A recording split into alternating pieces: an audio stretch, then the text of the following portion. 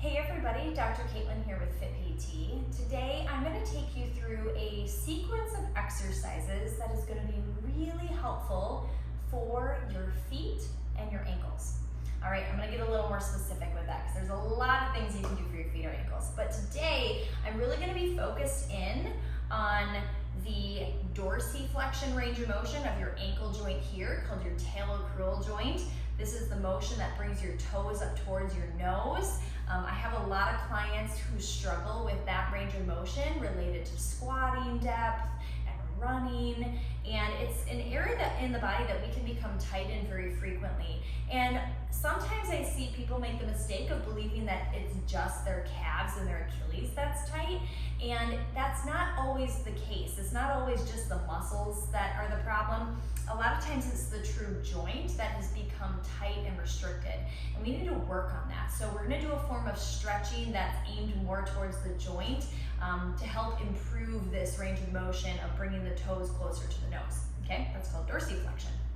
The other component of this series is going to be talking about the big toe. So why do we care about the big toe? The big toe, specifically into this extension, okay, so if I lift up and lift up, those are the two motions we're going to go for today. That great toe extension is really important for walking and for balance. And so we need to be able to maintain that range of motion for walking and running and as we age. And naturally as we age, both of these joints tend to get stiffer with time. So if you're not currently suffering from any issues or stiffness, it's really good to be proactive in working on these things now. So again, these next couple movements that I show you are aimed to improve both the ankle dorsiflexion, more mobility, and the great toe or the hallux extension mobility. Okay, so I'm going to flip around to my hands and knees, and in this quadruped position, first I'm going to have you guys tuck your toes underneath you. Now your body's smart. If this already feels a little uncomfortable and you're not able to get your toes fully underneath you, then this is exactly what you need to be working on, okay? Now, what the body will do to compensate if you don't like this position is, one, you'll kind of just stay up on your tiptoes, you won't go down as far. Or two, you'll start to flare your ankles out to the sides. Make sure you kind of look back at yourself and that you're not doing that. We really want to keep the ankles square and that toe right underneath the body, okay? Me personally, my left side is always a little tight, so I do feel a stretch. It's not painful, it's just a stretching compared to my right side. It feels super easy to do this. Okay, first exercise of the series, tuck the toes underneath, lift the hips up, downward facing dog. So in our downward dog, we're just gonna pedal out the feet, reaching one heel towards the ground at a time. And you guys, it's okay if your heels don't fully touch the ground like mine do. I work on this quite a bit to be able to maintain that, but I'm keeping my feet square, so I'm not turning my toes out. Everything's in alignment, and I'm really just reaching one heel down. Now the other thing to take note of, when my left heel is down, my right heel is up. So again, I'm stretching my big toe as I do that. So now my right heel is down, my left heel is lifting up as far as possible without lifting my knuckle of my big toe. Okay, so the knuckles of the toes stay down as you lift the heel. Okay, we're in the 2 for 1, all right? So in this position, I might choose to do about 8 little pedals each side. And then after I'm done with my 8 each side, or 16 total, I'm just gonna bend my knees a little bit and reach both heels towards the ground.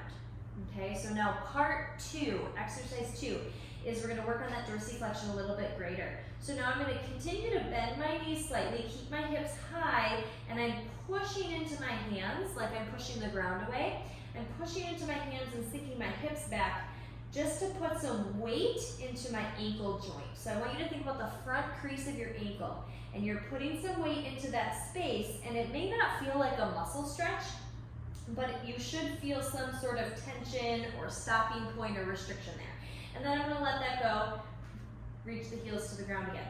I'm gonna bend, I'm gonna push into my hands, I'm gonna sink my weight back into those heels, and I'm gonna reach and put some energy into those ankle joints. Okay, again, I might do this a good 6 to 8 times, holding for a few seconds at a time. That's part 2. Okay, so my focus, you guys, on that last portion was to get some energy right through here with my knees bent. All right? Last part, part 3. Okay, so I'm gonna come back to my hands and knees position. Toes are tucked under, legs are neutral, heels are neutral.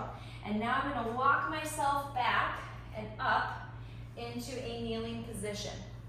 Okay, so in this kneeling position, my toes stay tucked underneath me. All right, so I already feel a good little stretchy stretch on the bottom of my toes and my feet. And then this last part is we're gonna start to sink the hips back. Okay, so I'm just gonna do a hip hinge in and out of this position. And as I get down to the bottom, you guys, it does smart a little bit. It doesn't really feel that great, especially on my left. So it's okay if this is a little uncomfortable. It probably will be for most of you, all right? So I wanna keep those toes tucked underneath. I'm gonna sink my hips back into my heels and come back up. After I've done a good 8 reps or so there, I'm gonna sink back and I'm gonna hold. This is the grand finale. Nobody really likes this part, but it is really beneficial to hold this position. Good 30 to 60 seconds or so. And it's amazing when you're holding something that's uncomfortable, how long 30 to 60 seconds truly feels. So holding here, stretching through those joints, and then you can go ahead, pat them out, rub them out. All right? So again, this little sequence shouldn't take you very long, a couple minutes of your time, but really does a number for improving that ankle dorsiflexion range of motion and improving your great toe extension range of motion.